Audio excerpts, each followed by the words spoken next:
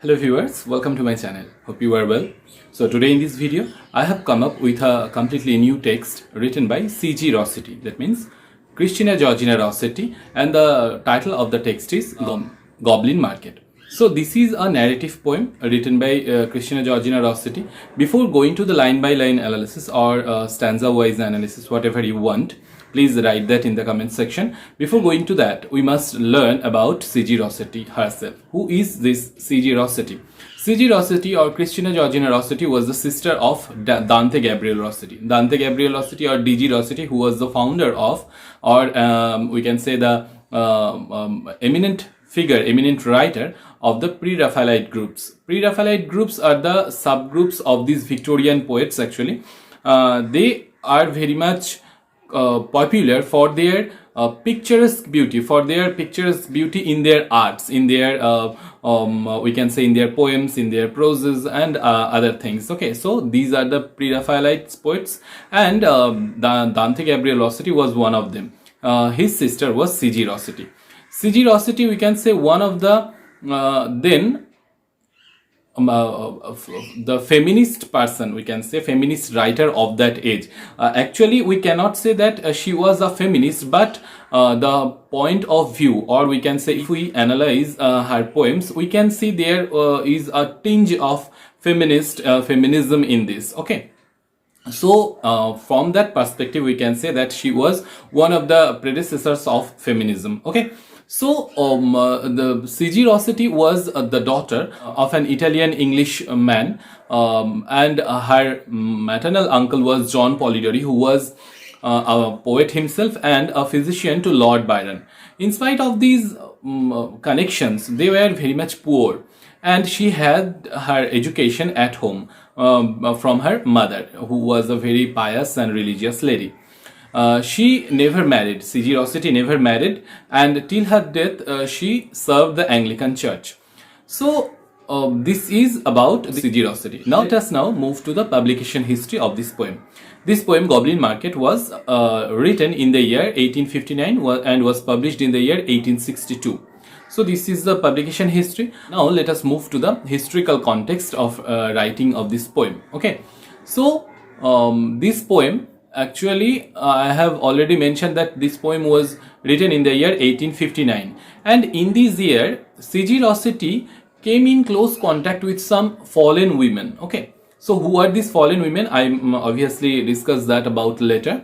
So these are the prostitutes whom the church, the Anglican Church, was trying to rehabilitate. Okay, so she came close contact with these prostitutes, or we can say the mistresses, and she came to know about their conditions. Okay, and this very much reflects the narrative of this poem. So this is the historical context regarding this. And another thing I must mention, that Victorian era, Victorian society, when this poem was written, because this has much to do with this poem. Actually, in this era, there were some societal norms that was very much rigid for the women.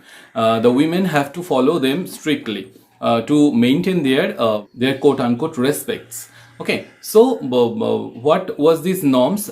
They had to follow, or they had to be virgin till their marriage. That means we can say before marriage they cannot lose their virginity. They had to strictly maintain that, and after marriage they had to be completely faithful to their husbands. So we can say this was an established social norms for the women's. But C.G. Rossetti and some other poetess like Elizabeth Barrett Browning, Emily Bronte, they were actually started writing against this. They actually wanted to break these societal norms for these women, and their writings just portrayed that. So C.G. Rossetti was very much of the same, and this is the historical context that is reflected in the poem Goblin Market. So actually, we can say that these Victorian people did not let these women live their full complete lives. That is why we can say that whenever these women are proved to be guilty, or they are actually quote unquote fallen from their characteristics, they were actually criticized by the society and led to death. And Christina Georgina Rossetti was against this, and that is very much reflected in her poem GoblinMarket. So, because I have already mentioned that she was a part of the of the rehabilitation program for the prostitutes, she actually reflects this very image of her of herself in this poem, where she wanted to just rehabilitate these fallen women. That is why we can say that Shiji Rossetti was one of the predecessors of feminism, we can say. Now let us discuss about the brief outline of this poem. So, in the very onset of this poem, we can see two little sisters whose names were Laura and Lizzie. They are very much good by nature. They one day went to a river to fetch some water. And while they were fetching the water, they can hear the voice of some merchants who were the goblins by characters. Okay, so who are these goblins? These goblins are, we can say, a type of supernatural animal. Rather than, we must say that they are the admixture of humanly qualities and some bestial qualities.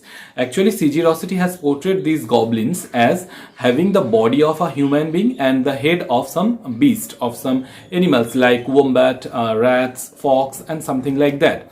So these goblins were selling exotic fruits, and when these two women heard these goblins' voice, actually they tempted to get these fruits. So one of the sisters, whose name was Laura, went to them and bought some fruits, and after eating these fruits she was completely overwhelmed, and as a result, what happened, the next day she again wanted that fruits, and her intention, her greed was so much that she cannot control that. Actually, she was passionately devoured all the fruit, because these were the magical fruits, actually, you can say. Okay, so when the next day they had gone to the river, they cannot actually hear the sounds of these merchants, of these goblins. But on the other hand, Lizzie, the other sister who had not eaten these fruits, can hear this voice.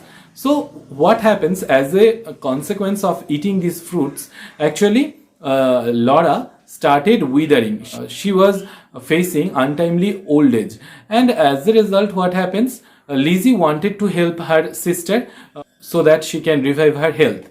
So one day what happens, she thinks of self-sacrifice. So she had went to the goblins and tried to buy some fruits for her sister, but she failed, and these goblins actually attacked her. They forced her to eat some fruits, but they cannot, and some juice of these fruits just stuck to the body of Lizzie.